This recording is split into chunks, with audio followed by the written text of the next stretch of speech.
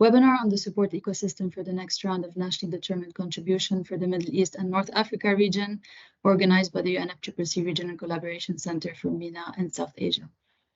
I would like to introduce myself. My name is Mary Awad Manassa, and I'm a Senior Climate Action Specialist on NDCs and LTLEDs at the RCC MENA and South Asia, and I will be your moderator for today.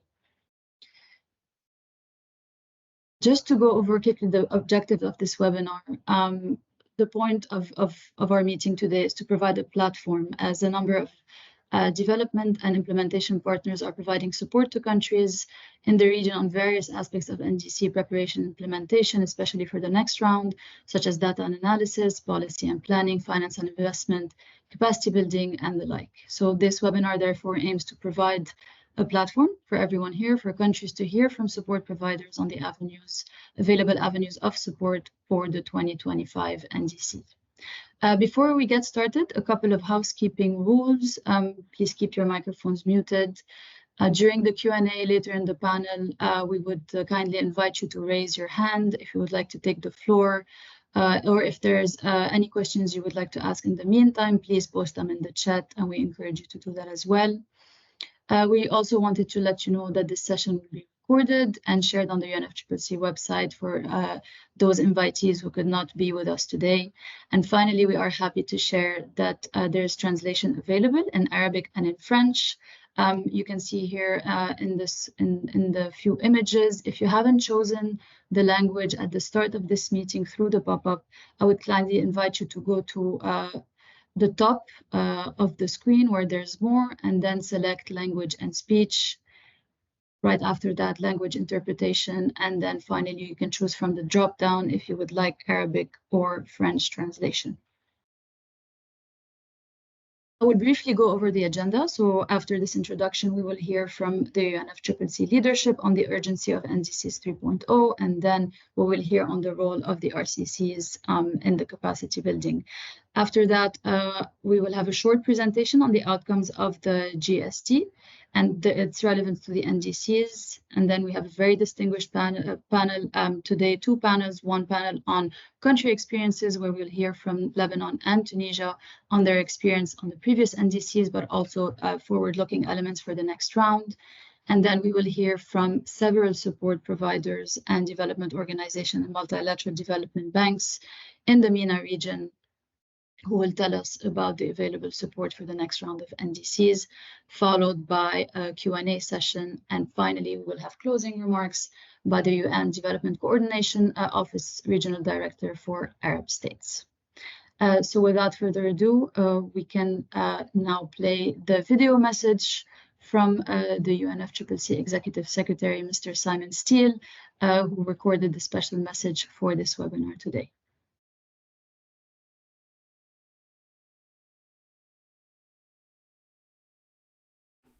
I'm excited to speak to you today about putting together the third generation of nationally determined contributions, national climate targets and plans to implement them, or as many of my team are calling them, NDCs 3.0. I think these may be the most important documents to be produced in a multilateral context so far this century.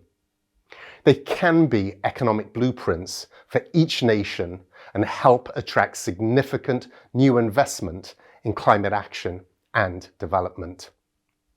Building on the work done to date, including, wherever possible, even stronger 2030 targets. These new NDCs need to respond to our climate reality. The global stocktake showed both the significant progress we've made around the world and, unfortunately, how far we are off track. Without significant additional climate action, we'll blow through the target to limit global temperatures to 1.5 degrees. So these NDCs need to be more ambitious, covering more of each party's economy, and also more detailed, covering all greenhouse gases. For this to work, they need to be deeply embedded into national development plans. Different ministries, especially treasuries, need to input into them, understand them, and ultimately help determine them. This must be a process led by parties, although we are all here to help. And we don't have any time to waste. These new targets should be submitted 9 months before we meet in Belém for COP30. I understand that I am asking a lot, and it wouldn't be fair to make an ask like this without an offer. The global support community is geared up and ready to support you in your efforts to prepare new NDCs, and the UNFCCC Secretariat stands with you as your partner. Throughout this year, the UNFCCC Secretariat, in partnership with sister UN agencies and over 50 other key players in the NDC support community, including development banks, bilateral agencies and think tanks, will prioritise efforts to support parties in preparing and communicating new NDCs by early 2025. We'll work with the resident coordinators to galvanise their political connections and promote action at country level. We'll engage parties to explain what is needed, how it can be achieved, and who can help. This event will provide you with crucial information on the support available to parties with a wide ecosystem of support partners. We look forward to working with you all. Together, we must turn the vision of Paris into reality. NDCs 3.0 are our last chance to course correct. I thank you for all your support.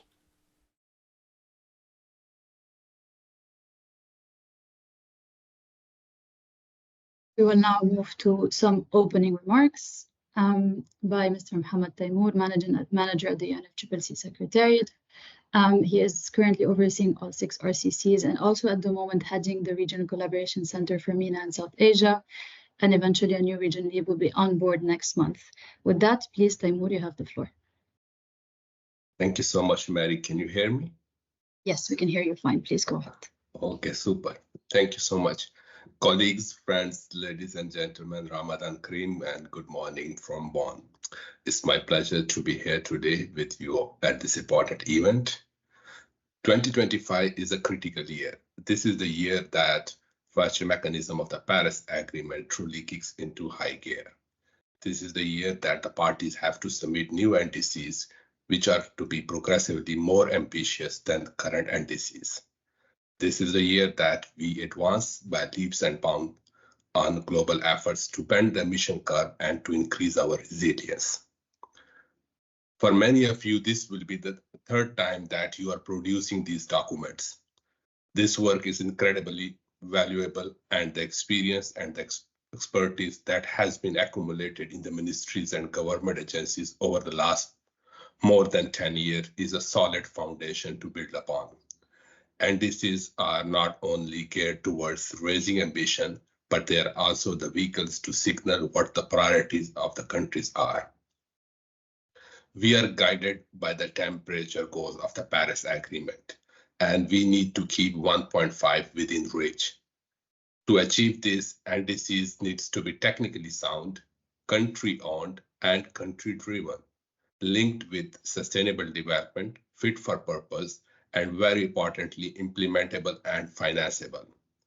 Over time, both countries and support providers are enhancing their capacity to make those important synergies more effective and more actionable. As mandated by the outcome of Global Stocktake, organization in a position to do so and the Secretariat, including through its regional collaboration centers, are invited to produce capacity building support for preparation and communication of next nationally determined contributions. UNFCCC regional collaboration centers are uniquely positioned to first facilitate this regional coordination for the next round of NDCs, working together with regional partners and organizations. Second, facilitate support to countries and provide matchmaking platform and opportunities for both NDCs and preparation and implementation. And third, elevate the regional and national priorities to the global stage, which are crucial for effective NDC implementation. In today's webinar, you will hear from countries on their experiences and from support providers working on NDCs in the Middle East, North Africa countries. We encourage you to engage with support community on both NDCs implementation and preparation to have robust commitments, investment plans, and roadmaps in 2025 to accelerate climate action and sustainable development. Today's webinar is the first of many events which RCCs will be organizing in 2024 and 2025 to support the road to NDC 3.0 in different regions. More information on future events will be provided in due course by the Secretariat and our partners. As mentioned by UNFCCC Executive Secretary, the Secretariat, its Regional Collaboration Center and support community stand ready to listen to you and to support you in the preparation and communication of NDCs that are country-owned, mobilize finance, and promote more ambition and resilience. I thank Regional Collaboration Center for Middle East, North Africa, and South Asia team for their effort in bringing us together today, and I look forward to the discussion. Thank you, and wishing you a wonderful day. Thank you so much, Taimur, also for setting the stage for what will be coming in terms also of capacity building for the next 2 years when it comes to NDC, the next round of NDCs in 2025.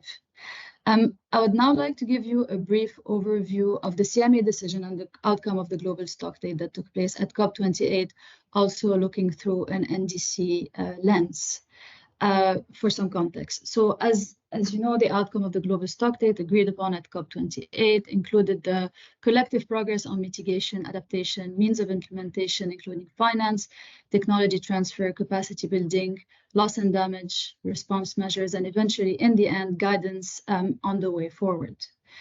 Despite overall progress that in the beginning of the decision, parties are not yet collectively on track towards achieving the purpose of the Paris Agreement and its long-term goals. Hence, there are many actionable elements within the global stocktake decision across several themes. You can see here some of them on the screen. On mitigation, given that we are not yet on track to meet the 1.5 temperature goal, there is a call for an urgent, deeper greenhouse gas emission reduction. There was also some elements pertaining to energy, including renewable energy, transitioning away from fossil fuels, etc. And eventually, of course, a call to increase ambition in the NDCs and encourage economy-wide NDCs in the next round. For adaptation, there was also a call for more incremental, multi-sectoral and transformational adaptation actions, including early warning systems. And there was a few sectoral adaptation targets to reach the global goal on adaptation. Parties were also called upon to enhance their national adaptation plans and adaptation communication. On MOI, of course, there was a big call for enhanced mobilization of support to commit to the 100 billion goal. Also, mentioning the NCQG, the new collective quantified goal. And here also it was mentioned that potentially the NCQG could consider NDC implementation in its deliberations. On technology, there's the establishment of a technology implementation program and also enhanced capacity building. There was a section, of course, on loss and damage and just transition, calling for more cooperation and more support on that front. On the guidance and way forward, many dialogues will be prepared this year and the next on GST, on finance, on different thematics such as mountains and children.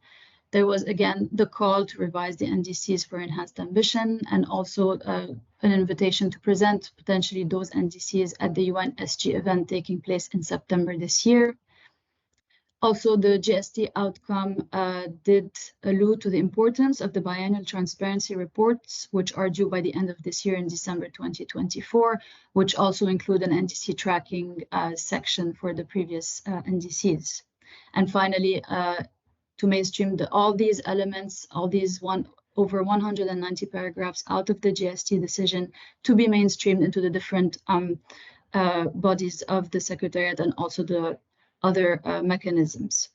So more specifically on the NDC, what the outcome of the GST does is encourage parties to come forward with next NDCs which are more ambitious, economy-wide, and covering all GHGs and sectors as informed by the latest science. The decision also invites parties to put in place new or intensify existing domestic arrangements for the next NDCs and the successive ones. What the decision also does is recall the large number of decisions on the NDCs stemming from Paris and onwards, including that the submission of new NDCs is due by 2025, 9 to 12 months in advance of COP30, November 2025. And with the common timeframes decision from COP26, the new NDCs should have an end date of 2035, as stated here on the screen. And these NDCs need to show a progression and reflect the highest ambition possible. The next NDC is due to have the ICTU information, the information for clarity, transparency, and understanding, which many parties have already included in their NDC updates in the previous years. And accounting approaches are also mandatory for the next round of NDCs. The outcome of the global stocktake should inform the next round of the NDCs, and parties will need to show how they have how the preparation of this next round of NDCs has been informed by the different elements included in the outcome of the GST. There's also an encouragement to align NDCs with the long-term low-emission development strategies for consistency. And finally, the decision also states the capacity challenges of the LDCs and SITs when it comes to preparing NDCs. So this is a very, very quick overview of a very large decision that came out at COP28, but we would just also wanted to give you a brief into what has taken place, and just also to set the context for our discussion, as COP28 and the GST outcome have given us a new course in terms of urgency, in terms of what needs to be done in the next 2 years, of course, in a way that that is nationally determined, and also for these NDCs to be country-driven, country-owned, as was previously said, implementable and financeable. Without further ado, and to start this discussion, I would like to move to the panel on country experiences. So as mentioned also before by Taimur, there's a large experience in the MENA region in preparing NDCs. Every country has submitted one, has undergone the exercise, and has built up some experience in terms of what it takes to prepare, but also to implement NDCs. And as we look forward to this next round, it is important to hear what are the challenges that countries are facing and how they are thinking about this update. So we would love to hear today from Lebanon and Tunisia on their previous experiences regarding this topic. So without further ado, I would like now to give the floor to Dr. Vahaken Kabakian from Lebanon for his intervention. Please, Vahaken, you have the floor. Thank you, Mary. Appreciate the introduction. Good morning, good afternoon, colleagues. It's great to be speaking with all of you today on sharing our experiences in the NDC development and somewhat on its implementation, perhaps. I'm aware of the limited time that has been allocated for this specific session in today's webinar, so just allow me to go directly into attempting, sharing my reflections in this case on the proposed questions. So very much so on the lessons learned from an NDC perspective. So there's a series of success factors in designing the NDC, which we've tried to take on board. So from that perspective, the quality of the NDC is important, and what I mean by quality is its alignment with national and sectoral strategies, plans as an overarching at an overarching level. In a sense, transforming the languages of those various sectoral strategies into the climate language, like, really bringing all into one single document that speaks at a higher level. So that's one point.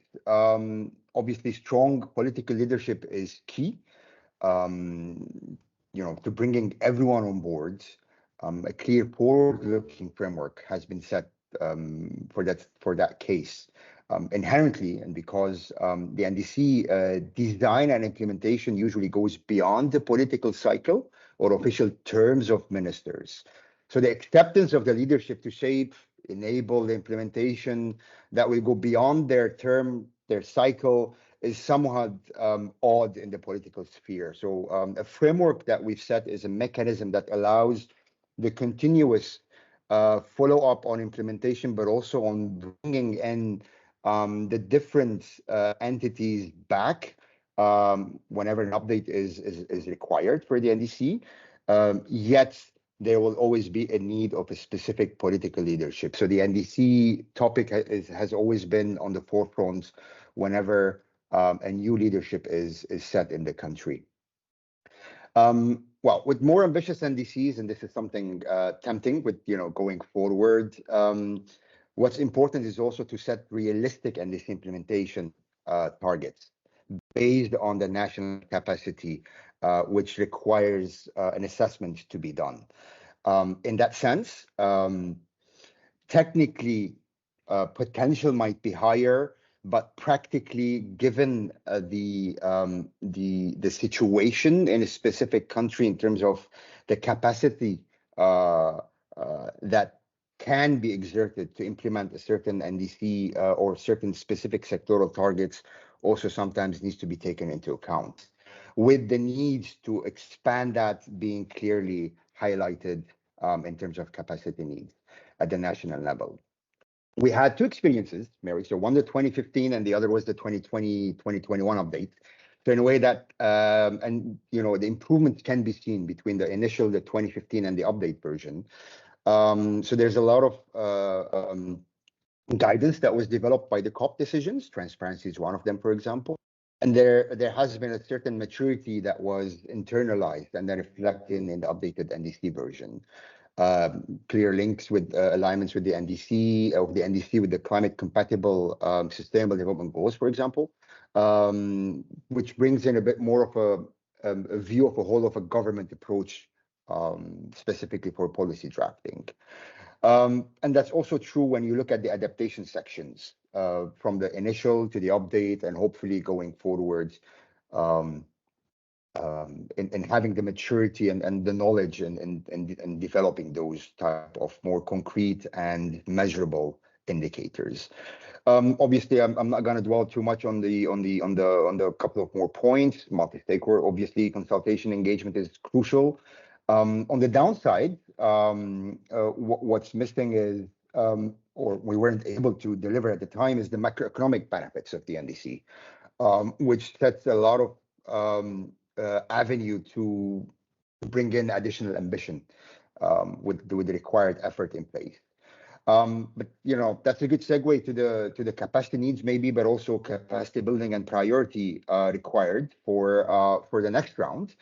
So obviously, we're looking at raising ambition for both mitigation and adaptation, alignment with 1.5. So we're happy that we have a draft LTS in place, which would inform, from a mitigation perspective, what would be our targets in 2035 in this case.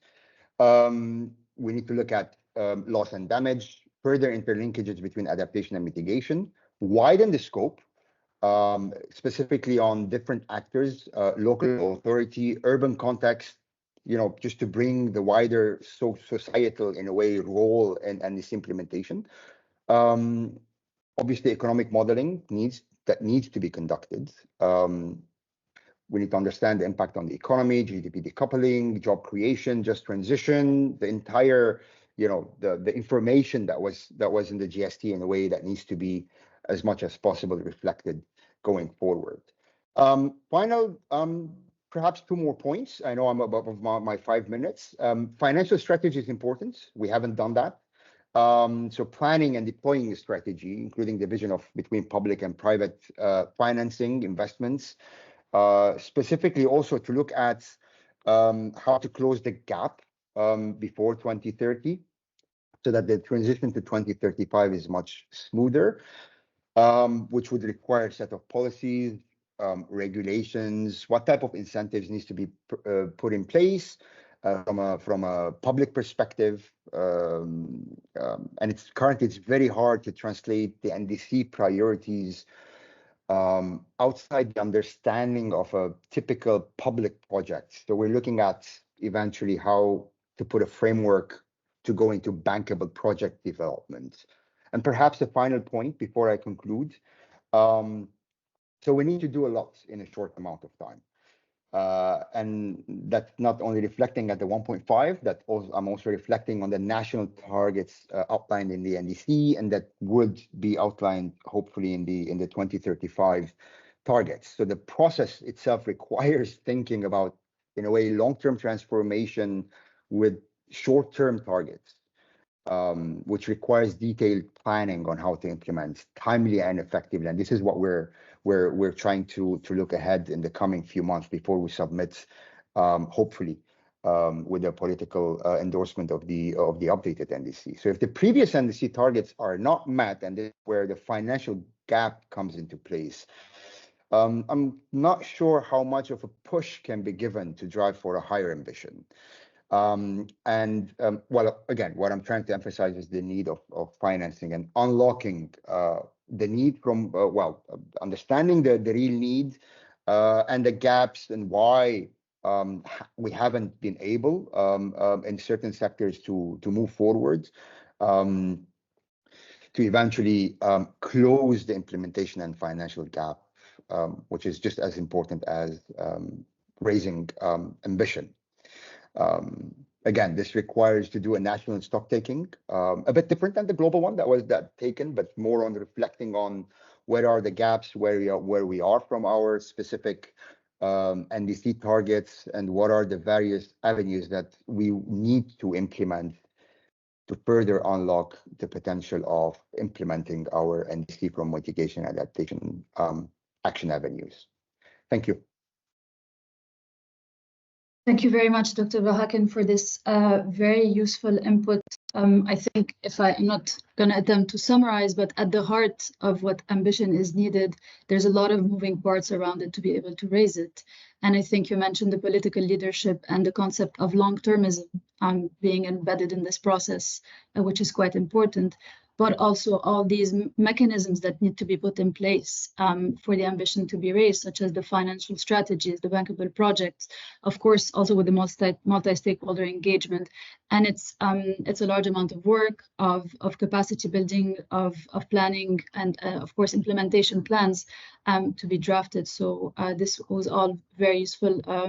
Thank you for pinpointing also these areas where capacity is needed. This is exactly the type of discussion we should be having in the region, also to understand the commonalities. So I really thank you for this intervention.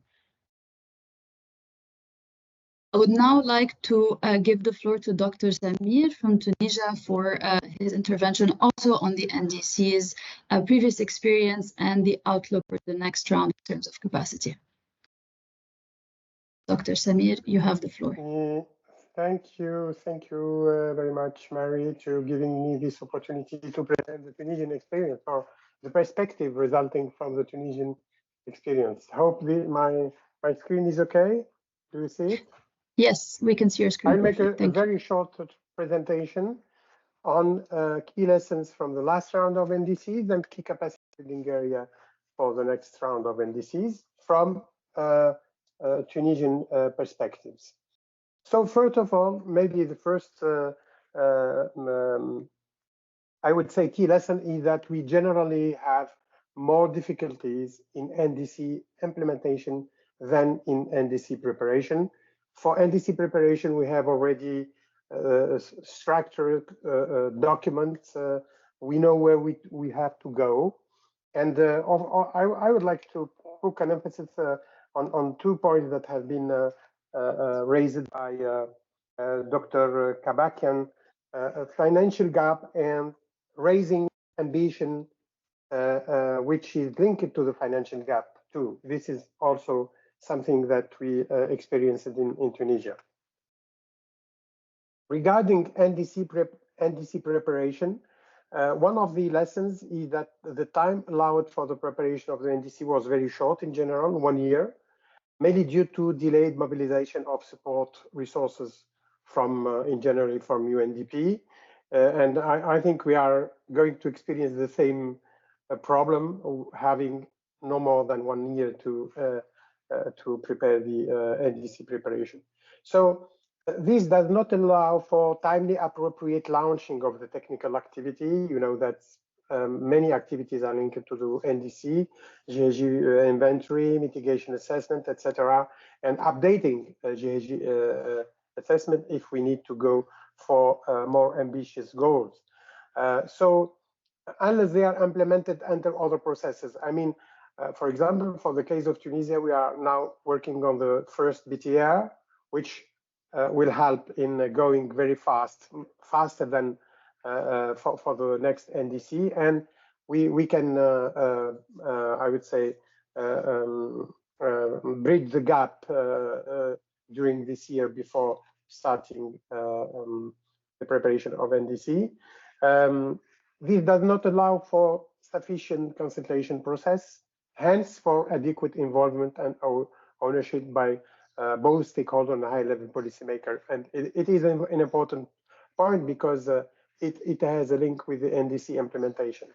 Also, we don't have a timely translation of the objectives and orientation that are being included in the NDC into structured action and duly and properly integrated into development plans. This is also an important point, and this is why I make the link between the time allowed for the preparation and the implementation of NDC. So regarding NDC implementation, from the key lessons that we had from the last round of NDCs, the actors are generally challenged in a complex context and daily life, leaving no room for successful launch of activity linked to NDC. This is a very important problem that are faced by decision maker, but also all the actors that are involved in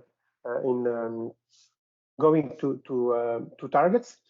And unless the implementation process is launched in a timely manner, and most importantly, resource mobilization are planned, there is no chance to get well on track with the NDC. And this occurs most of the time. Each time we have a new an update or a new NDC, we will certainly have such problem that occurs from the NDC implementation perspective.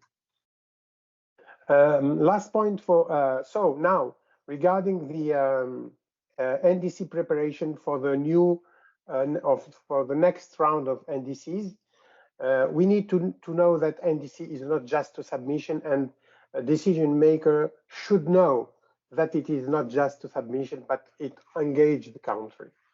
So there is a need, I guess, that we need to launch new ways of enhancing awareness through newly designed regional and national events at the higher level of policymaker. It's not making events, but it has to do with making events that would be really efficient in pushing decision maker in implementing action.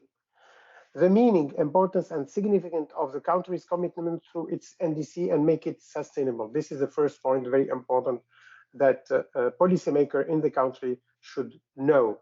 And the next awareness event that might be also organized by RCC should put a focus and emphasis on this.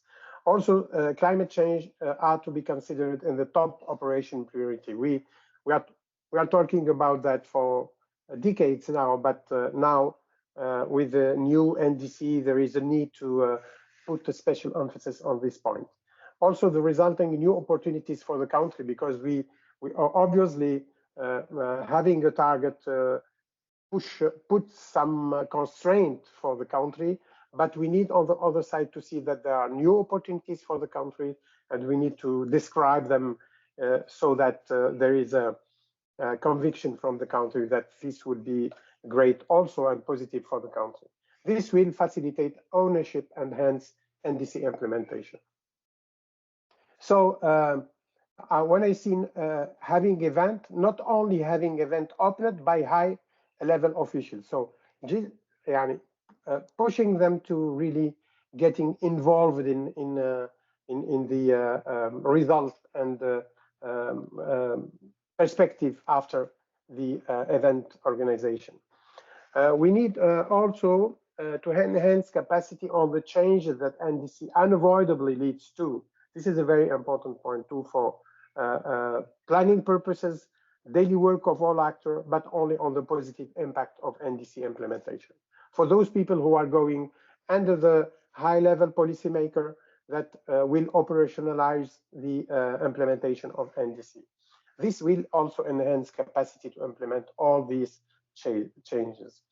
We need also to enhance capacity on NDC target typologies because we have some problems in defining target typologies, choice criteria for target or objectives, and their implication for the country. For example, emission in absolute terms, percentage versus business as usual for the target, carbon intensity, what would be the implication in terms of sector objective, so that we give responsibility to the sectors too. Also, we need to enhance capacity for a minimum anticipation of resource mobilization during the preparation of NDC, because we prepare, submit, and then after that, there is a real time gap before we start thinking about implementation, and also realizing that it's a very tough activity to do, and the mobilization of resources, of course, they are important resources that are needed for the country, and it's not obvious for them to find and then to submit correctly financial requests to go in investment priorities, not only in capacity building. And you know that the quantity of money that is needed to implement actions is very high for the country and not that easy to access to. Also, for the NDC implementation, there is a need to immediate design and implementation NDC action plan. In general, we do it after or we never do it, and it's not obvious for countries to start implementation if there is no action plan.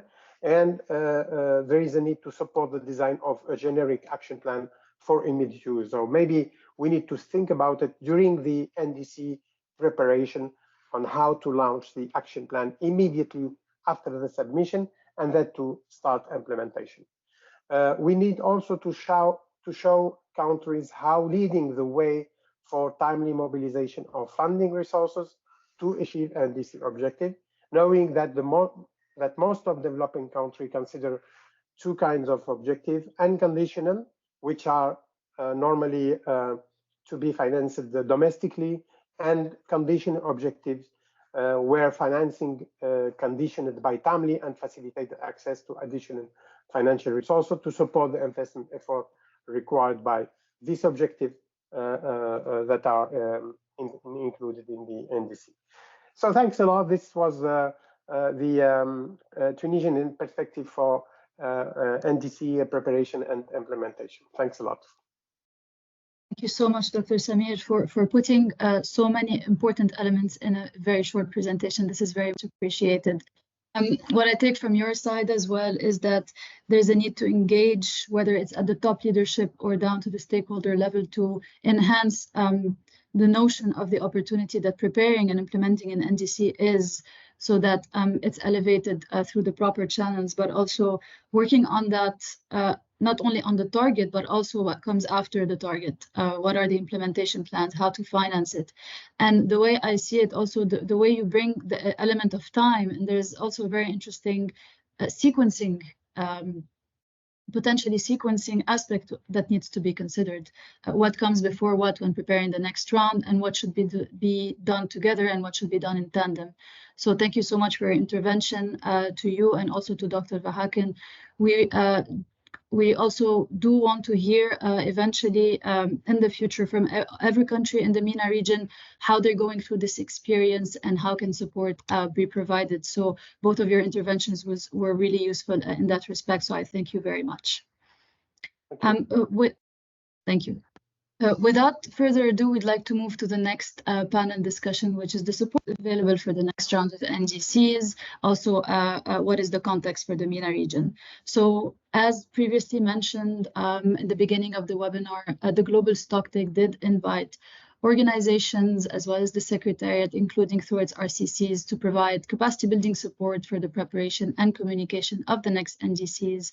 And for the MENA region, there's also an established ecosystem of support, and we have some of them with us today, and we're very grateful for this very distinguished panel who will provide us some information in this regard.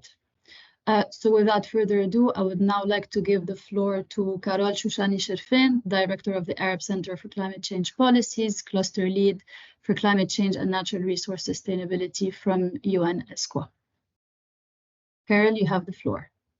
Thank you so much, Maria. Greetings from Beirut. We've been talking about NDCs, of course, and they are, of course, important to support the Paris Agreement and understand where collective commitments are to achieve the global climate goal.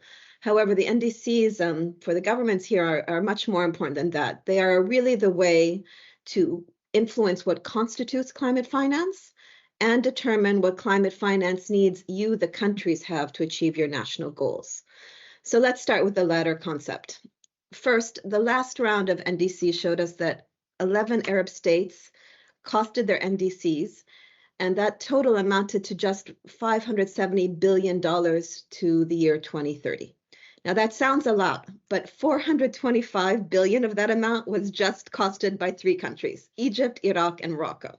Kudos to them for doing that. Other countries costed a bit, like Jordan and some others, but the ask was not representative of the need for the region. And without using these NDC updates, next generation of NDCs, to articulate your costed needs and priorities, how are donors and investors and multilateral development banks going to respond to the priorities? That is the story, and we were not able to achieve that in the last round, and I think this creates a great opportunity by February, by next year, to be clear on what is needed. So how is ESCWA supporting with partners in this area? Well, first, with you, Mary, and your colleagues out in the RCC and others, we work together with the League of Arab States and UNFCCC on a needs-based climate finance strategy. So we have right now, before the Council of Arab Ministers responsible for the environment, a strategy that aims to mobilize climate finance access and resources for climate finance in the Arab region. The technical assessment was completed a couple years ago.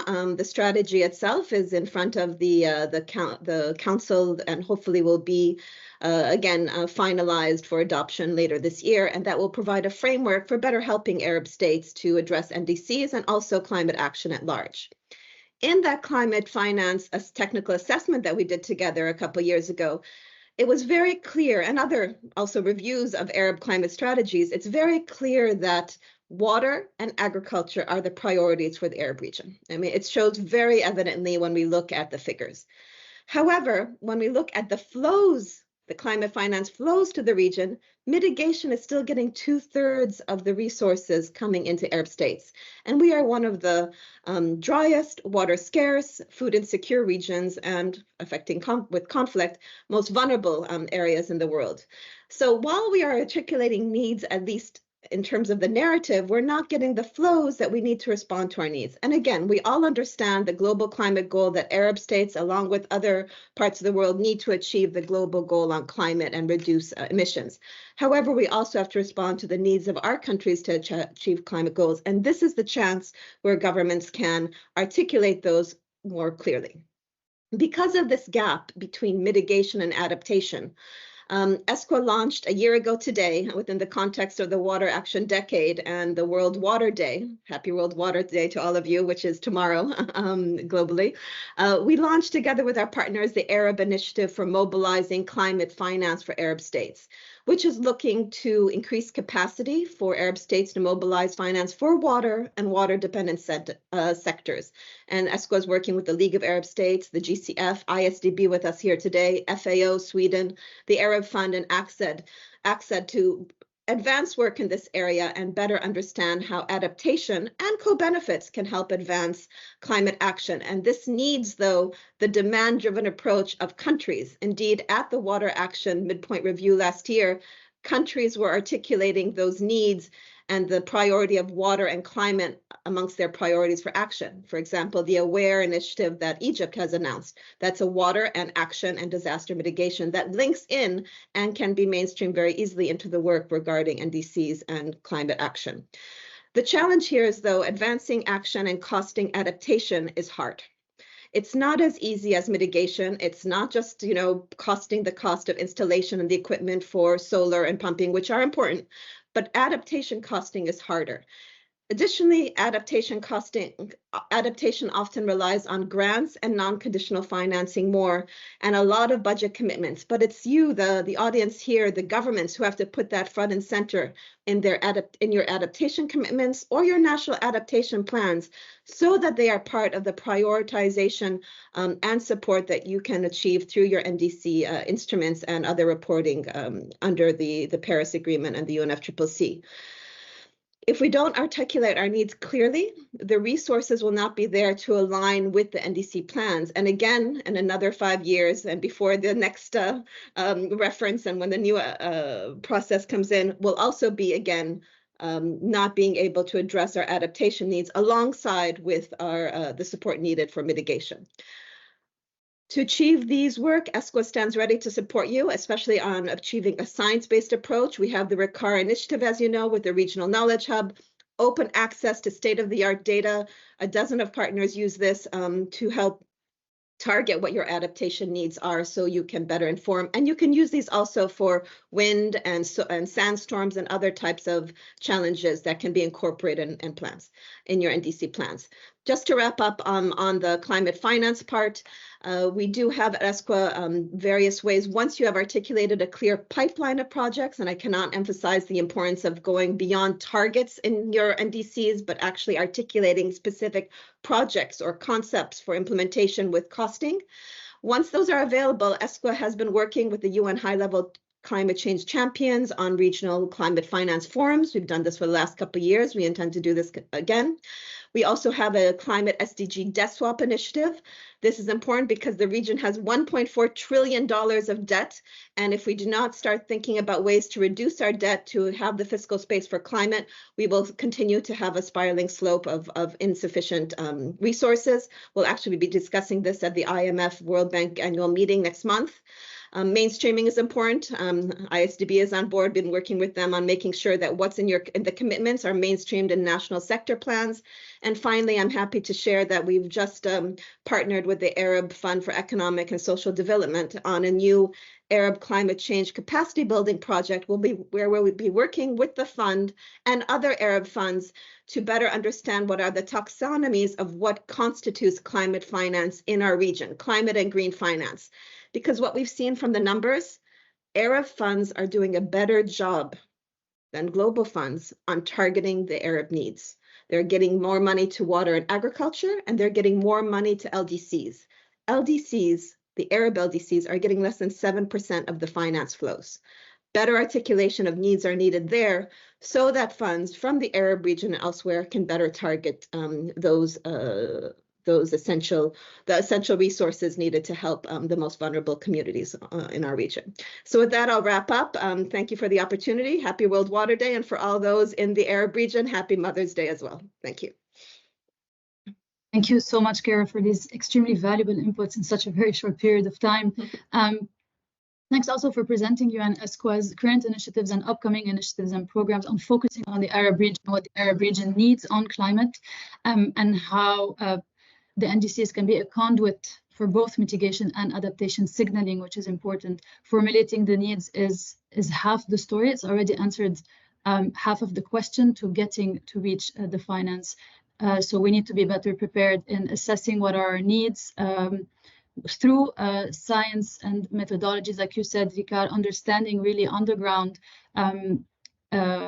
what things are getting impacted, what is the potential also for emission reduction, and then inform the next stage, which is that mid-level, what comes after the target. I think we're hearing this across the board today, and maybe more capacity building in that area is needed to unlock further finance for what is regionally relevant for the MENA region. So thank you so much, Carol, for that, for your intervention. That was very useful. I'm happy now to give the floor to Michelle Penanez, the Senior Climate Policy Advisor at GIZ, for her intervention. Thank you very much. I'm sharing my short presentation. I hope you can see it. Yes, we can see it. Perfect. Perfect. Wonderful. Great. Thank you so much. Without further ado, I want to jump directly into my presentation on GIZ support. Specifically, I'm today representing the key support project for the implementation of the Paris Agreement, or short SPA. And I would like to give a general overview of the engagement of GIZ on global level, but specifically also in the MENA region. As many of you know, GIZ is a company that has more than 100 countries, or delivers to 100 countries, and has active operations there with their country presence, and collaborates directly with governmental counterparts, making the support flexible and versatile to address country needs. In the climate sphere, this translates into dedicated support to partner countries on NDC enhancement and implementation. But there are also, as you know, many bilateral cooperations and also dedicated NDC projects, like, for instance, through the priority countries of the International Climate Initiative, ICI, but also many more who are supporting the 2025 NDC process. Right now, multiple GIZ projects are in the pipeline and are ready to support NDC update, investment planning, and implementation planning, as we heard, very important topics also in the region. For instance, GIZ Morocco is currently starting an NDC project with the Ministry of Finance, but also GIZ Algeria is supporting the NDC development and is targeting, together with the government, to submit their NDCs by end of 2025.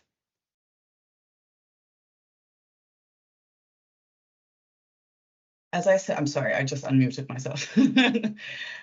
As I said, I'm today also here to represent our project. So we have, as the support project of the Paris support project for the implementation of the Paris Agreement, as it says already in the name, we have the general objective to support partner countries by looking at the entire Paris Agreement mechanisms, with the goal to effectively reduce greenhouse gas emissions, enhance ambitions, and also monitor and communicate these transparently. We have also, like, previous experiences, and I'm very happy to see the colleagues from the NDC partnership here as well in our rounds. So we supported through the climate enhancement package, which was launched in 2019. We supported already 6 countries in order to develop and revise mitigation adaptation targets, looking at MRV system, implementation strategies, but also looking at impact assessments, including cost-benefit analysis. This was provided through technical support, capacity building, looking at specific sectors as energy, agriculture, IPPU, RAC, amongst others.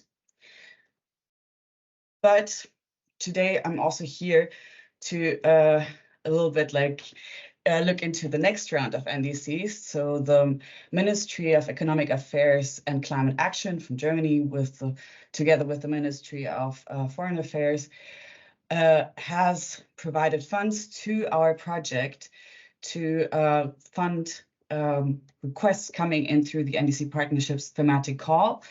And we are ready to actually support countries. Our support offer has, amongst others, also like the opportunity of technical assistance for NDC enhancement and LTLET's development, but as well NDC and LTLET's alignment, capacity building, and finance readiness aspects. Currently, SPA is already supporting the development of LTLETs and respective investment plans in Nigeria, Kenya, and Mauritania. But we are very happy to support more countries, hence my presentation today.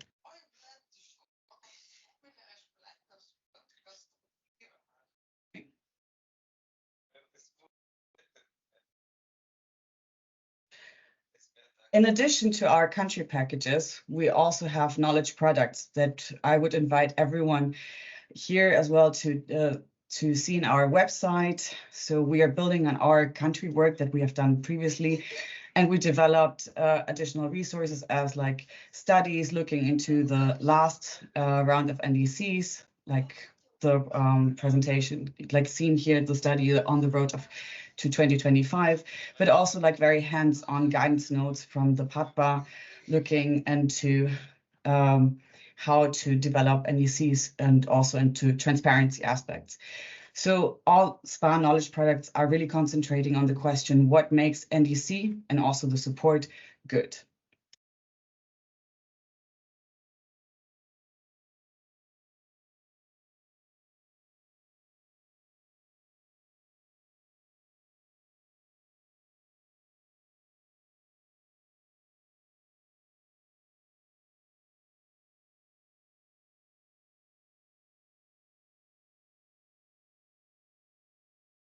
Apologies.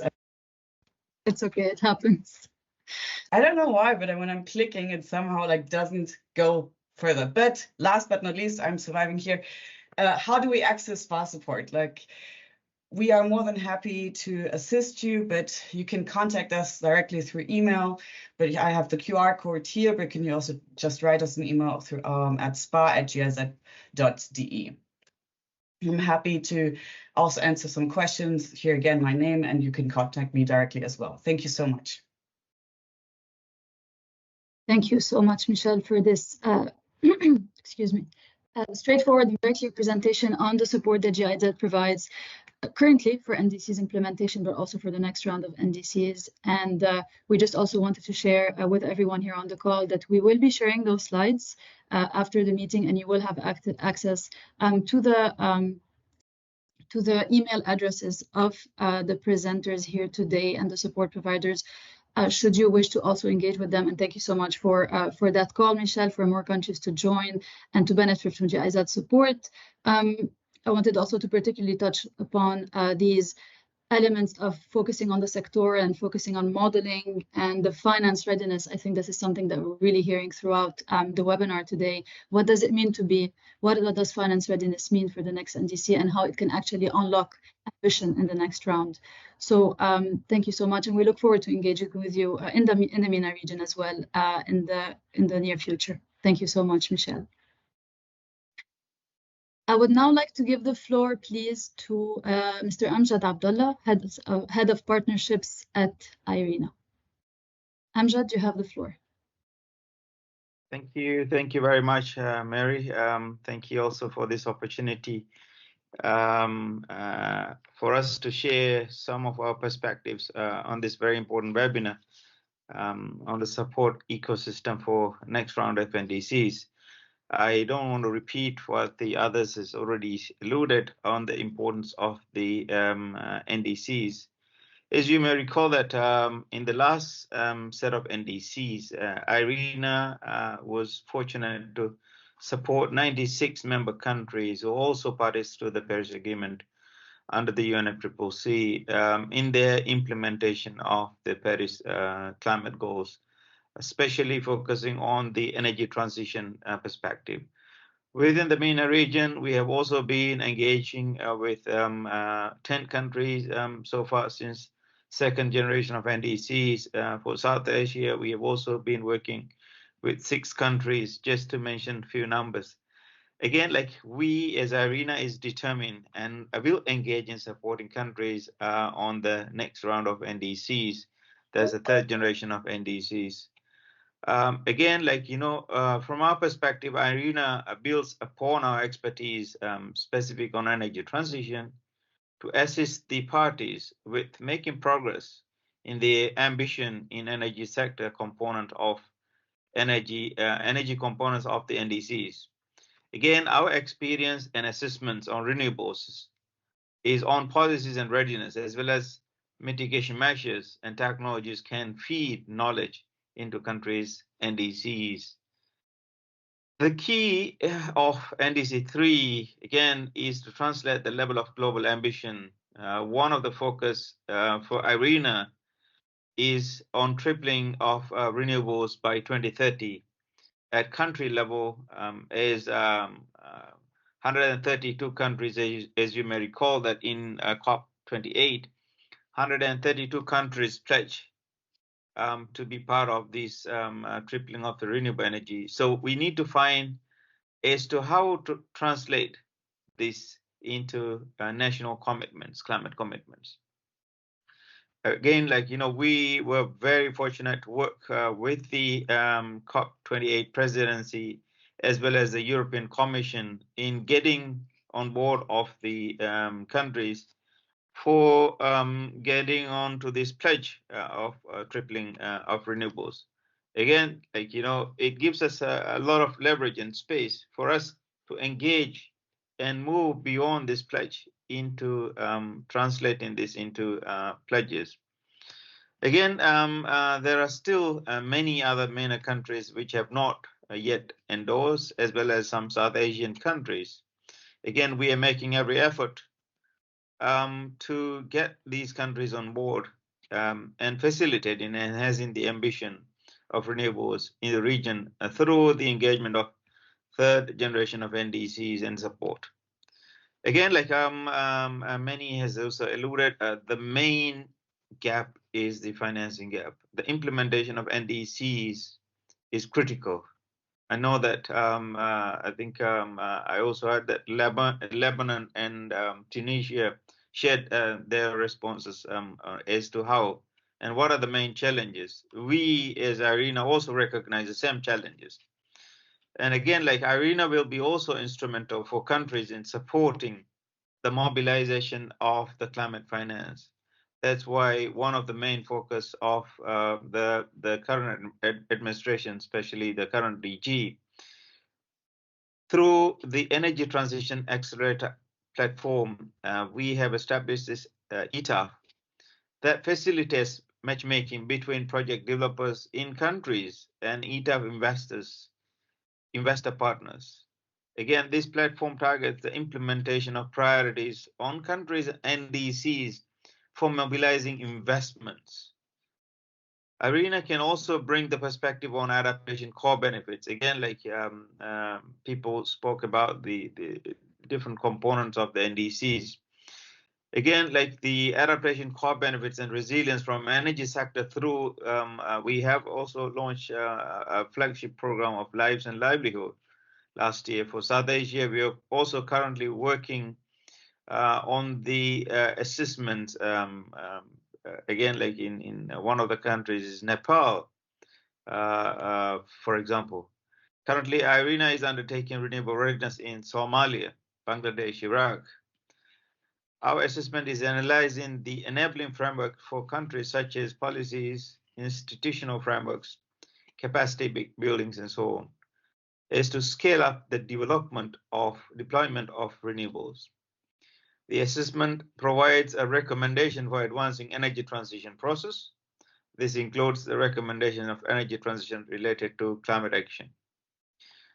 Again, like others, like GIZ and others, we also work with NDC partnerships and other UN and multilateral agencies. And we stand ready to work with partner agencies in helping countries is to enhance their NDCs and ensuring the member countries have adequate reflected tripling of these renewable energy pledge into their next round of NDCs. Lastly, IRENA will continue to promote the tripling of this pledge, engage additional countries to ensure that these are adequately reflected in the third generation of NDCs. Bring in different stakeholders, including financial institutions. This is critical. We are pleased to inform that we will convene a high-level plenary session on tripling of renewables in the margins of IRENA 14th Assembly on the 17th of April, few weeks' time. Looking forward to engage with you, and thank you very much, Mary. Over to you. Thank you so much, Amjad, for providing an overview of the support that IRENA provides to countries when it comes to NDCs, but also different elements specifically on energy. And also it's great to hear on the adaptation co-benefits and the examples that you gave on renewable energy readiness for countries. I believe that the MENA region can largely benefit from these this capacity building support that IRENA provides, it would be great to know how countries can, who have not done so yet, get in touch with IRENA, potentially to ask for support. Yes, please go ahead. Is there a question? I mean, Mary, again, Yes. like, you know, you can share our email, my colleagues. I understand that my colleagues from the MENA region is also joined in this webinar. You can also write to me, my colleague Toyo, and others in the region who can always stand ready to support the regional contacts. Thank you so much, Amjad, for this. We will be doing so. I'm sure, Mary, you can share the emails with the participants. Perfect. Thank you so much, Amjad. We will be doing so also, and colleagues, you will receive the information from this webinar along with the presentations that you have seen after the webinar, so rest assured. Thank you so much, Amjad, for this very, very useful presentation and very rich value proposition from your side. We thank you. I would now like to move to Mr. Bradley Hiller, Lead Climate Mitigation Specialist at the Islamic Development Bank. Bradley, thank you so much for joining us. You have the floor. Thank you, Mary. If you just allow me to share my screen, I will start a presentation. Just confirm that you can see it when it's in slideshow mode. Yes, we can see it perfect. Okay, yes, thank you, Mary, and good to see familiar colleagues online. Ramadan Mubarak for colleagues who are celebrating. My name is Bradley Hill. I'm from the Islamic Development Bank. I'll just share some slides very quickly. Basically, we'll just cover some of the ISD support mechanisms which are potentially available to member countries in the MENA region. So firstly, I'd like to start with our capacities around knowledge generation, technical assistance, and support on emerging concepts which are related to the NDCs and which may assist member countries to move forward in their ambitions around NDCs. An example on the far left here is a product that we completed with the International Labour Organization, which actually looked at the social, economic, and employment impacts of implementing NDCs in the MENA region. And this was quantitative modelling. And so this basically showed that sectors in the economy where jobs will be created and other sectors where jobs may be reduced. So this is sort of real practical evidence-based support for member countries. We also did a product with UNEP-FI and some other partners, Sabafi, looking at mobilising Islamic banking for climate action, which again was focused in the MENA region. So these are two very recent products that are very relevant to our member countries, hopefully, and I can certainly provide the links to those and other documents. We're also doing ongoing work around Islamic financing products, for example, working with UNDP on Takaful, which is Islamic insurance for building climate resilience. Also, the ISDB, we have different vehicles, such as reverse linkage mechanism, which is a bespoke vehicle and looks at exchanging knowledges and experience between countries. So in MENA, either as recipients or sharers of that knowledge with other countries. So if there's topics that countries are interested to learn more about and implement, then this can be a good tool for that purpose. In terms of emerging concepts, we released a Just Transition Conceptual Framework at COP last year, and we have an action plan there, which again is linked to some of the work that we did with ILO. Secondly, we obviously, as a development bank, financial support and mobilisation is a big part of our business. And also, we're producing member country partnership strategies, which are sort of 3 to 5 year plans with member countries looking at their needs. And these include considerations of NDCs and are often aligned with those as much as possible. In terms of finance support, in recent times, we have provided significant support on the food crisis. We're working with partners such as the Arab Coordination Group. We made significant announcements jointly at COP27 and then also COP28 around climate action and energy transition. We're currently a delivery partner with the Green Climate Fund. And an example here is, I believe we received one of the largest grants from the GCF for private sector collaboration in the West Asia region, which is essentially MENA, in many regards. And then we have a program that is launching this year, which is called MENA Links. And this is supporting renewable energy integration through smart grids and sector coupling across multiple countries. I think my next colleague is representing from NDC Partnership, others have mentioned. We have been engaged with the Climate Action Enhancement Package and also looking to continue engagement as well. Thirdly, we think it's important to have a strong presence in events in the region, often those promoted by UNFCCC, Mary.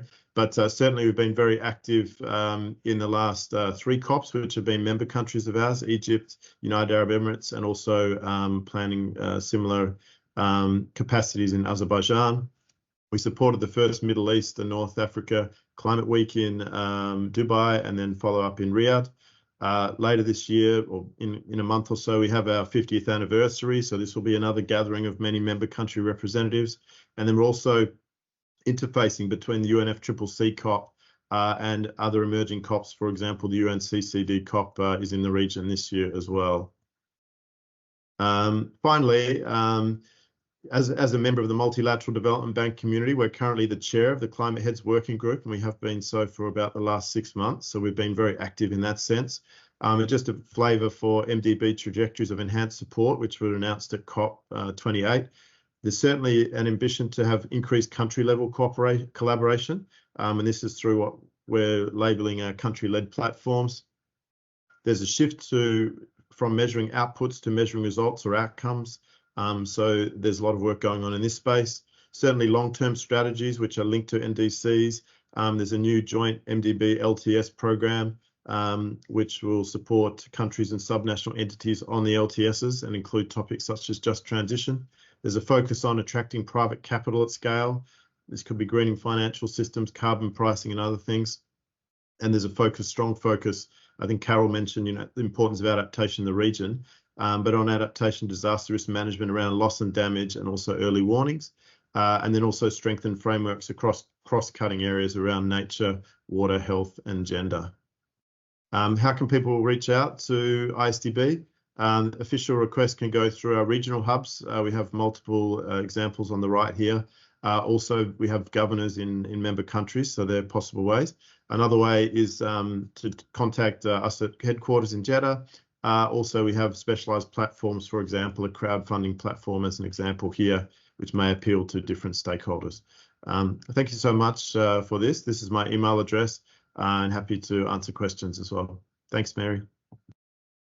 Thank you so much, Bradley, for the very extensive and rich presentation on the support that ISDB provides to NDC, but also on climate across both mitigation and adaptation. That was really useful. I also wanted to highlight the relevance for the MENA region on the just transition aspect and the modeling element. I think this is what many have alluded to, needing the correct information to formulate needs and also understand the macroeconomic benefits of engaging further in climate. I think this is exactly the type of capacity building that countries would be looking for in the next round of NDCs. But also in terms of the private sector engagement, we've heard from many countries across the region that they are at a point where the awareness of the private sector is low on their potential engagement in implementing the NDC, and it's really encouraging to hear that the ISDB is also working on that aspect. Finally, thank you for including the information on reaching out. So we do encourage countries to engage with all the partners here. And of course, this is the first of this year, at least in terms of this webinar. We will have many opportunities to interact also in the next coming years. So Bradley, thank you so much for this. That was very useful. Thank you. I would now like to give the floor to Estefania Avila-Robles, the Deputy Director of Country Engagement of the NDC Partnership Support Unit. Estefania, you have the floor.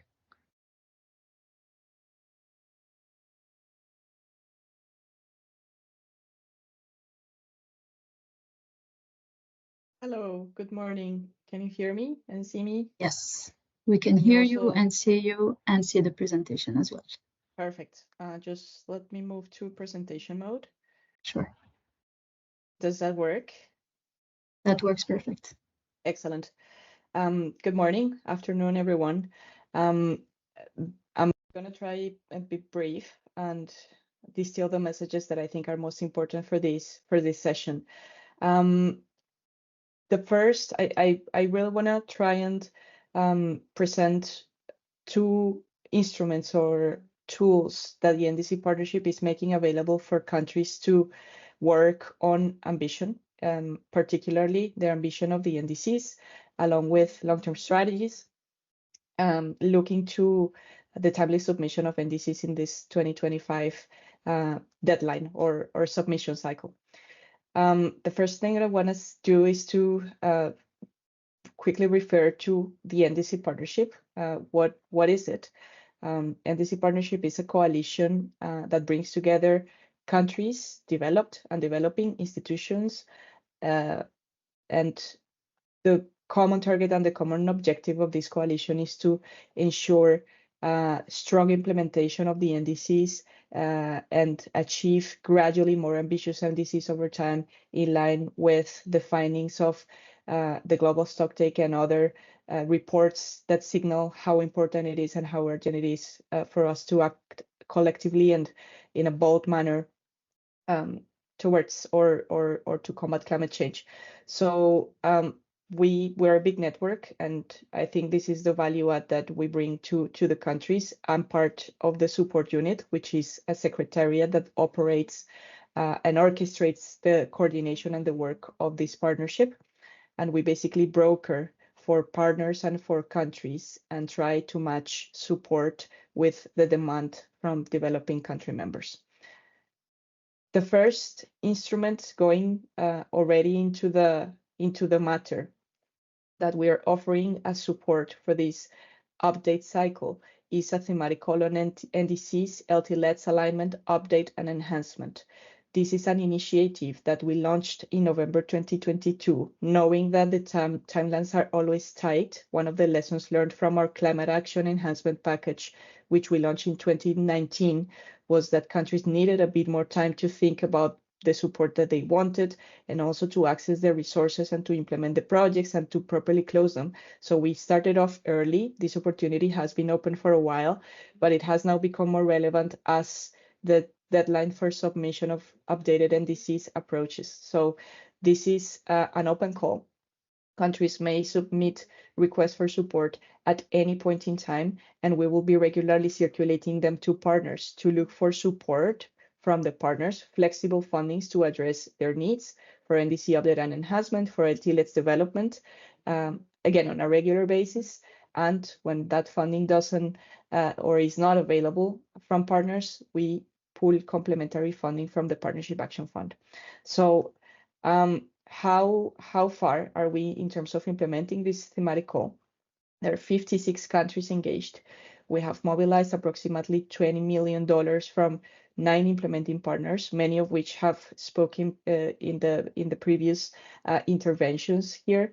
And we have been rather successful in matching the needs of the countries with the support that's available. So we have a high response rate from partners, and there is a small portion of the request for support that we are moving through the Partnership Action Fund.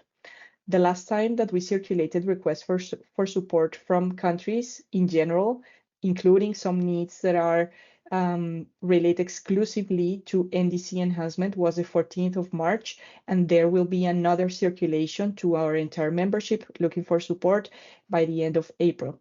And we'll be receiving input from countries by the 5th of April. This is not the last opportunity, as again, we have a calendar that allows for flexibility. We take countries' requests in at any point in time. This is just to give you a sense of the cycles that we are operating in and the frequency in which we are going to our members, showing the request for support from the countries, including specifically for NDC update and enhancement and for LT-LEDs development. This is very quickly to show you how the trends have been in terms of accessing support by region.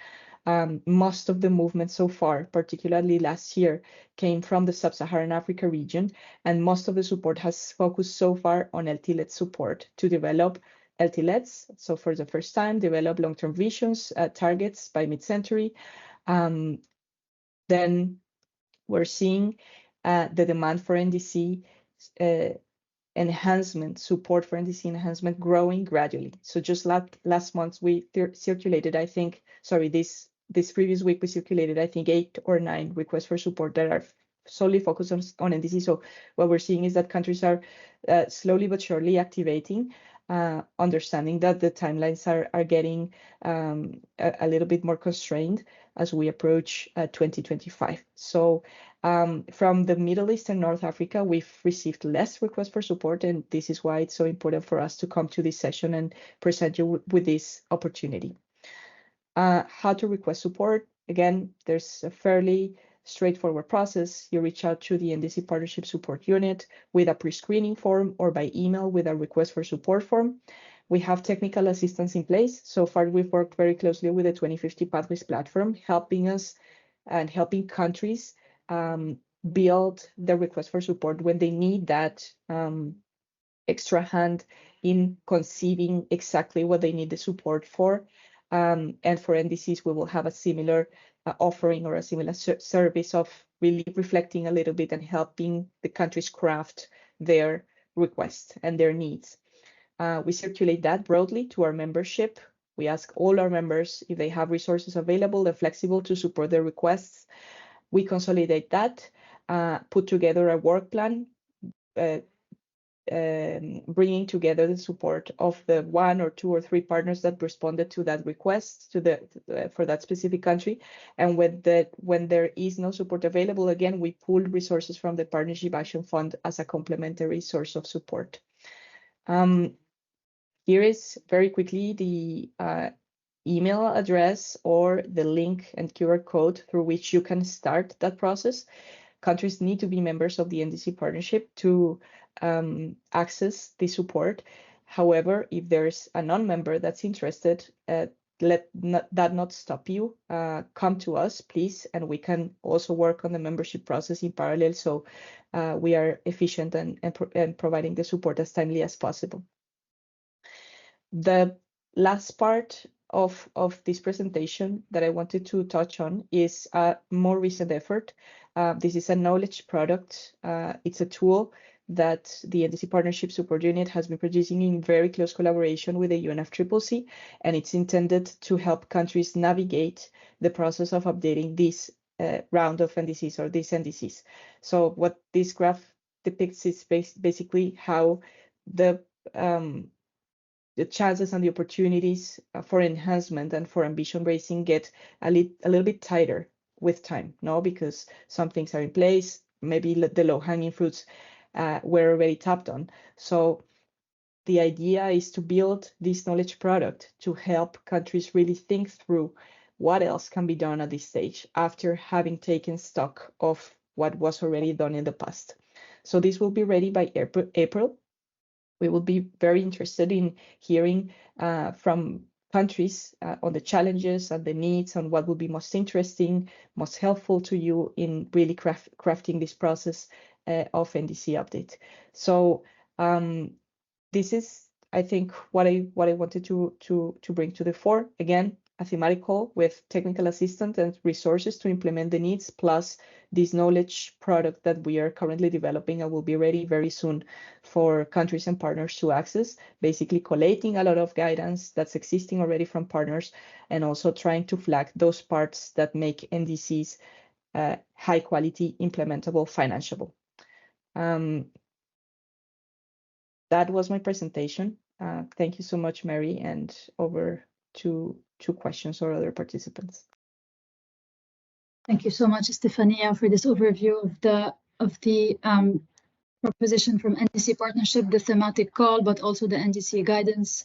It's great to hear the upcoming plans, and also your mentioning of the LT-LEDs as well. I think many other partners have also mentioned this, and I think it's important as countries consider their next NDCs to consider also the alignment with the LT-LEDs, and I think it's efficient to think long term and to see how that alignment can happen. So thank you so much for bringing up that point, and thank you also for including the information on how to access that support. We will of course be sharing this after the webinar. We thank you very much, Estefania, and the NDC Partnership as well. Colleagues, I am cognizant that we are maybe a bit short on time, but we did start quite late, so I do ask your indulgence in staying a little bit longer to hear from UNDP and UNEP and also our closing remarks. With that, I would like to give the floor to Benjamin Basmasi, Regional Climate Change Specialist at the UNDP Regional Hub for Arab States. Ben, you have the floor. Thank you so much, Mary. Hi, colleagues. Let me just share my screen and you all will let me know whenever you all can see it.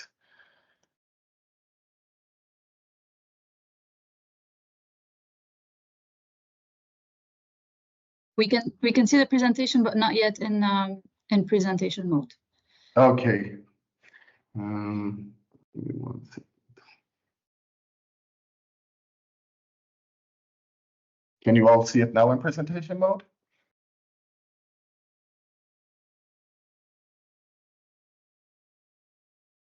It's not from my side yet. Maybe there's a lag. Oh. In any case, I'll keep it this way then in order to save time. I know we don't have a lot of time, but let me allow myself to firstly thank you very much to the RCC colleagues and all the partners here for the fantastic coordination regarding the NDC enhancement and the NDC process moving forward. So from UNDP side, I would like to highlight that the stakes could not be higher, colleagues. It's been highlighted by the UNFCCC Executive Director and all the partners here, as well as from Lebanon and Tunisia, to basically take action considering the COP30 and the anniversary of all the NDCs. So a little bit of stock taking that's happening globally, which is basically to showcase that from the first NDCs, we saw that we managed to achieve collectively the 3.5 degree. And then when the next revision of the NDC took place, we managed to slash it by 1 degree. And the hopes are now with the 10-year anniversary coming up, that we will be able to slash it with another 1 degree Celsius moving forward. So UNDP has its Climate Promise initiative, which basically connects global goals and action at a country level and in order to scale up ambition moving forward. It also does this by connecting the NDCs with NAPs, with SDGs and other very important global commitments too. So what is the service offer moving forward? One of the intents of Climate Promise is to enhance the ambition. We, as highlighted before, we managed to slash the degrees by 1 degree, and we're looking forward to slash it even more with the upcoming 10-year anniversary. Another very important aspect of this, and as highlighted by countries, is the acceleration and actually driving finance to the targets, as well as integrating adaptation, energy, climate mitigation, loss and damage, and nature as well. And the third area, which is basically looking into inclusivity, in order to make the NDCs as inclusive as possible, we both need a whole of government approach, but also bringing in the gender, youth, and all the vulnerable communities in terms of bringing everyone to the same page and to the same table. And it's impossible to talk about private sector without actually having private sector there. So in the Arab States region, we're currently supporting 8 countries with different types of areas, including in Jordan, where we're looking into bringing the overall circular economy, integrating gender equality to enhance the NDCs moving forward. And then what we're also doing is that we're connecting the BTRs that we're currently doing, which creates a level of stock taking too, to further accelerate and increase the ambitions where we support those. And so areas of support that we're supporting with through the UNDP Climate Promise, but also the overall climate offer is through, for instance, adaptation and mitigation, of course, policy targets under the stock take. So what we're trying to do right now, when we see that countries are actually implementing a lot of the NDC targets and that they are revising the NDCs, So in order to create more ambitious targets, it would be fantastic and very important to also stock take on how countries are doing, what's the way forward, and what different gaps and opportunities can be brought moving forward too. Another is the coordination and buy-in. So we support technical coordination, and in order to make these NDCs as strong as possible, and as our colleague from Tunisia highlighted, we need a high-level government buy-in, but also make sure that everyone is involved in the NDCs moving forward. And then, of course, costing and means of implementation is another very, very important area of work, where we're supporting countries with the NDC investment plans, and some countries already have that. And if they don't have that, it's very important to make sure that they do so in order to actually create targets that are concrete and also understand the way forward and what targets to focus on moving forward to. And then lastly as well, and as highlighted, moving forward, and there are various different policies already in countries, it would be good part of the stock take as well to make sure that our efforts are coordinated. So UNDP is helping with that too, including with the NAPs, with the NBSAPs, and other important targets at a national level. The sequence of support right now that UNDP and as part of NDC 3.0 is providing is an initial support regarding stock taking, starting in April 2024, which will then create an understanding of how to go forward. Under Climate Promise, we also do NDC implementation and consultations as well to make sure that the NDCs are enhanced moving forward too. And of course, in all of this, it's extremely important with inclusivity. And I would like to highlight as well that a way to contact UNDP is through country offices. But of course, I'm going to ask Mary's support, and as highlighted before as well, to share the presentation, and you will find my name and email address here. Over to you, Mary. Thank you very much, Ben, for your presentation, for the value proposition from UNDP, and for being for providing so much information in a short period of time. Of course, we will share the presentation with the participants with their email address, and I really want to thank you on the aspects that you've mentioned on the whole of government, whole of society approach. There are many things that should be in an NDC, and additional guidance and capacity building is needed to make that holistic approach. And also, you've mentioned NDCs with NAPs and NBSAPs. There's a lot of interlinkages and coordination that should be done in that respect. And of course, countries do need help in making all this make sense and coordinated. So I really appreciate that, Ben. Thank you so much. It is now my pleasure to give the floor to Tara Al Khouri, Regional Coordinator of Climate Change at the UNEP Regional Office for West Asia. Tara, please, you have the floor. Thank you, Mary. It's very difficult to be the last after all this great intervention. But from my end, I have not a lot of things to add, rather than just to highlight that according to the UNEP emission gap report, we are way far from to achieve or to maintain the 1.5 degree goal. Even the emission, this report shows that the difference between the estimated emission resulting from all the implementation of the latest NDCs and every other climate policies are way off. So in general, and this is just to reiterate what my colleague said and all the panelists, is that even if we implement the unconditional and conditional NDCs for 2030 and the current ones, this will reduce only 2 to 9% of the greenhouse gas emission respectively.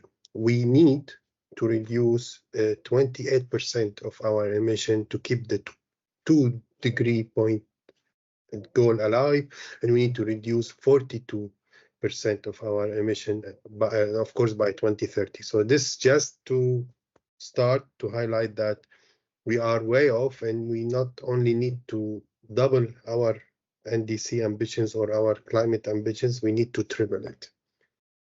I will not go into details much. I will also highlight that within our experience at UNEP to support countries in implementing and designing NDC project, we learned several things. First, we learned that the partners, the countries, the NDA, the national determined authorities, and the relevant ministry need to work together to achieve to make sure that NDCs are properly implemented. We need also to secure the financial element, and as mentioned by Tunisia, by the ISTV, even by the UNDP and by ESCWA, everyone agreed on that. The financial institution must be engaged in the development of the NDCs and of the climate-friendly investment plans by the government. Also, importance to have the experience and lesson learned, etc. So what I can say as well when it comes to UNEP support to NDCs, as you know now, when it comes to climate transparency, we are moving from the BUR to the BTR, so the new transparency mechanism link the NDC target with the emission and with what's happening on the ground. So now we are moving to more transparent direction, and now NDCs has a say when it comes to the national communication. At UNEP, we have worked with many countries on supporting their NDC design and implementation. The most significant one is the NDC Action Project, and it's a joint initiative between UNEP and UNEP Copenhagen Center. It's funded by IKI, and it's being implemented in 10 countries, including Jordan from the region. So through this initiative, we are working on accelerating the climate-friendly public and private investment. So we are focusing on investment in two priority sectors, and this varies between countries and others. When it comes also to implementing NDCs, it's mostly, although it has adaptation part, and we should not forget that we are one of the most vulnerable countries when it comes to the climate change, but as long as we are very far from achieving Paris goal, we have mitigation responsibility, yet the historical emission shows that we are responsible only for 4%, and this is according to the IPCC. But we have to be part of the global effort as well. So in addition to the NDC action program, we worked with the Islamic Development Bank on developing net zero carbon scenarios for energy sectors in West Asia. As we know, the energy is responsible for more, sometimes it reached 85 to 90% of our emission, so it's higher than the other regions in our region. And we worked on this product to put some technology options and some scenarios on how we can reduce emissions from the energy sectors.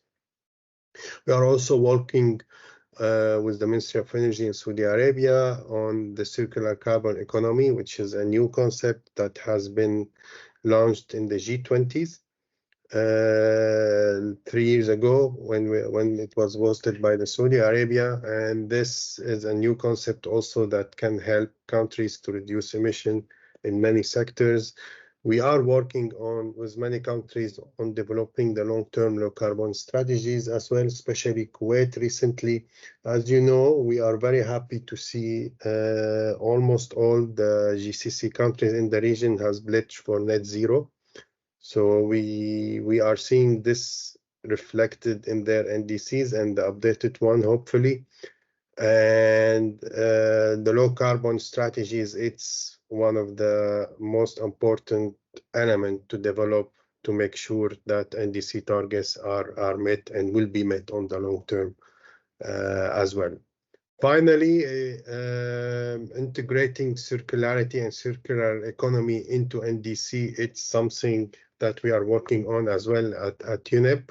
We have developed the building circularity into NDC's toolbox, It works on assessing the data and identifying entry point where circularity can enhance the economy, define the circular economy public response, the implementation, how we can implement and how we can do linkages between the circular economy pattern and the NDCs. So in conclusion, I can say that we are, as I said at the beginning, we are way off keeping Paris Agreement alive.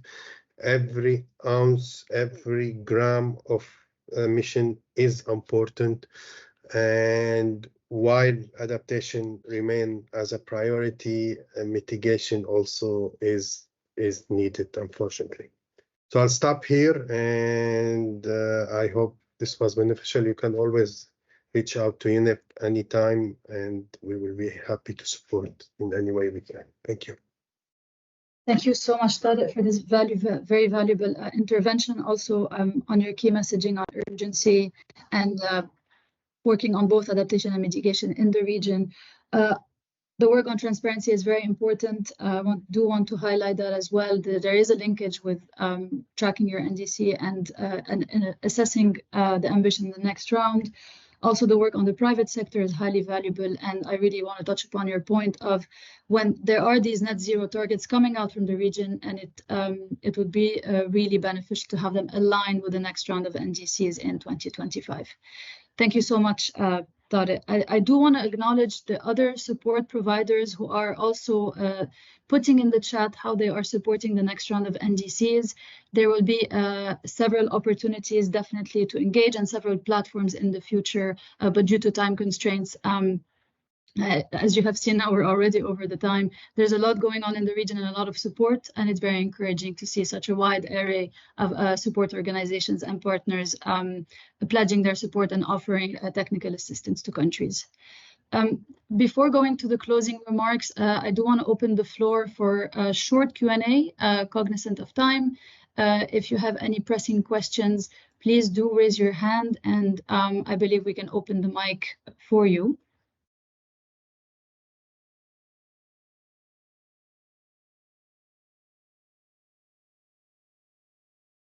Again, as you have seen in the chat, we will include the presentations and also the contact details of our speakers today on those links on the UNFCCC and RCC website. I have a question from Engineer Abu Tahir. Please, you have the floor, sir. We're going to unmute. Yes, please Thank go you, ahead. Mary. Good morning, everybody. Thank you, Mary. Thank you for all the presenters. It's not a question. It is just to reiterate that financial issues is one of the important things that needed for implementation of NDCs. If we are looking for the global level, there are a lot of money available, but the problem how to access and how to access those amounts of money. So we need to simplify the procedures that help us in order to access those financial issues. Thank you. Thank you, Engineer Ahmed, for a very good point indeed.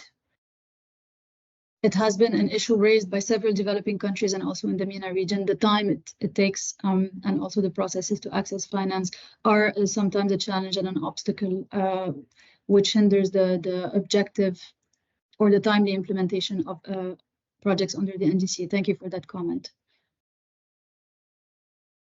I'm quickly looking at the participant list, but I see no more hands.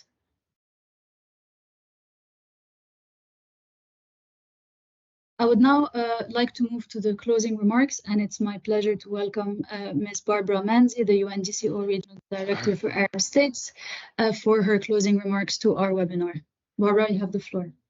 Thank you. Thank you very, very much for organizing this very interesting and insightful event, both to the organizers, but even more to the participants. A lot of experience shared and extremely valuable as we are looking at the path ahead.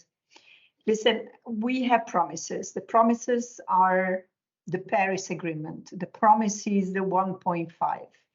But We need to be more ambitious, and all of us agree about that. People spoke about difficulties. Making a paper, a beautiful document, into reality for the people we are there to serve.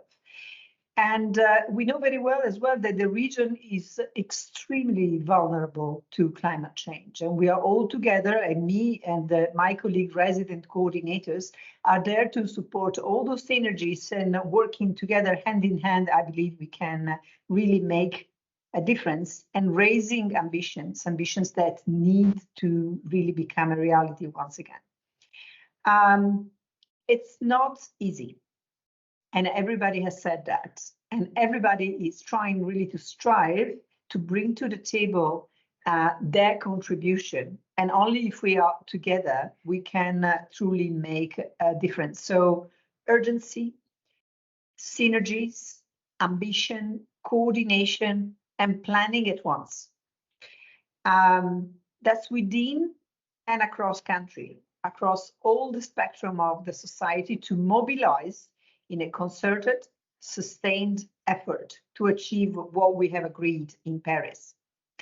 So acceleration is key to produce enhanced targets that are informed by the latest science. You are the experts, and we are all together to make it work, to create those synergies, and to help accelerating the implementation of existing commitments and help unlock finance at scale to support the ambitious implementation of the NDCs.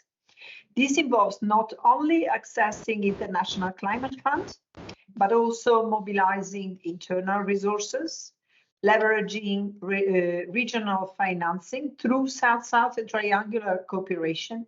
And those collaborative financing models, if we bring it all together, can foster shared knowledge, resources, and technologies, making them a powerful catalyst for sustainable development and climate resilience efforts. Financial support in its various forms, and we heard from several colleagues, is absolutely the backbone for enabling countries to transform the climate commitments into actionable strategies for impactful change. And the impact of change is what makes the difference. It's what will be a better future. Now, the enhanced NDCs can maximize and leapfrog those efforts. But as you know, words and numbers on paper are just insufficient. Serious political coherence and technical cooperation are absolutely crucial. To cultivate collaboration, consensus around mitigation and adaptation, there are three elements that must align. The first, innovation and technological diffusion, which are pivotal in reducing the costs associated with adopting climate-friendly technologies. Secondly, the development of cohesive policies, particularly around taxation and fiscal measures, which is crucial to encourage investments in low-carbon technologies and practices, and scare away the free riders, in a way. The third one, the recognition that climate action governance is inherently polycentric. For flexibility in governments, there is a need for flexibility in governance that enhance engagement and cooperation across all levels. That is the local level, the municipality, that is the national level, the regional, the global. And it's all of the actors, from the civil society to the government. The governments cannot be left alone. The governments need to bring together all the partners. The UN, we are ready to help you out in this regard as well. So synergies between innovation, policy incentives, and polycentric governance can best fuel financing and funding towards solution led at various levels and across governing bodies, across initiatives. When those three pillars of climate action align, they create a robust framework that supports the ambitious objectives set out by the NDCs and their implementation for a more sustainable and climate resilient future.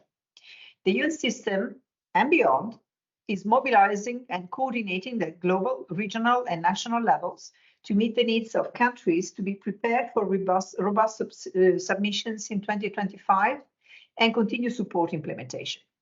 At country level, The United Nations, through the resident coordinators, as the UN team leader in the different countries, stand ready to support countries in the region in their efforts to prepare and communicate NDCs, which are country-owned, implementable, financeable, and in line with the Sustainable Development Goals. And my office, moving forward, will be working with the UNFCCC office that is organizing this webinar, and others, all of you that have been around, to coordinate on how best to provide and ensure adequate support to the UN resident coordinator system, which is the entire UN family in the MENA region, including capacity building to meet the preparatory needs of countries for robust NDC submission in 2025. Our collective efforts aim to reduce emissions and enhance resilience, building a better world for future generations.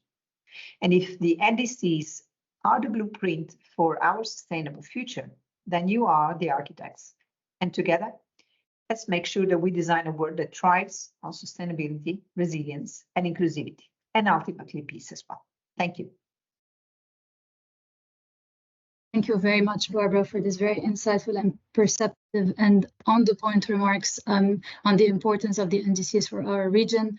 We very much look forward to cooperating with you and other partners to support Arab states in this journey for the next round of NDCs.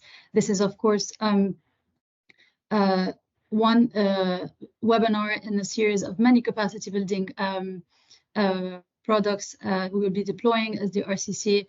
And we'd like to thank all of you for staying over time. We really appreciate that. Want to thank also the panelists from countries to support providers, and also those acknowledging those who have provided information on the chat. You can reach out to us. We will also send the information from this webinar to all of you, and you will hear from us soon. I want to thank you all and wishing you a wonderful rest of the day. Thank you so much. Have a nice day, everyone. Thank you. Thanks a lot. Thank Thank you. you, Mary. Thank you, Taimur.